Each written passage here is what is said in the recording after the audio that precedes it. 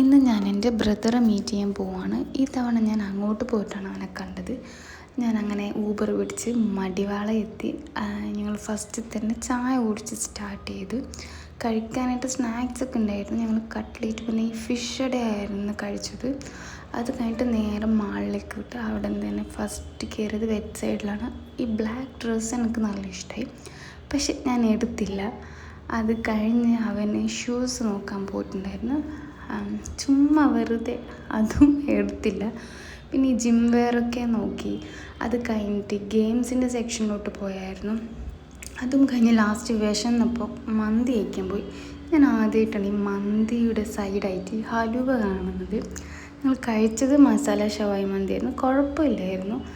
അത് കഴിഞ്ഞിട്ട് സൈൻ ലബാനിലോട്ടൊക്കെ പോയി. ഞാൻ സത്യം പറഞ്ഞത് കഴിക്കാൻ പറ്റില്ല എന്ന് വിചാരിച്ച് മന്തി കഴിച്ചതുകൊണ്ട്, പക്ഷേ ഇത് അടിപൊളിയായിരുന്നു.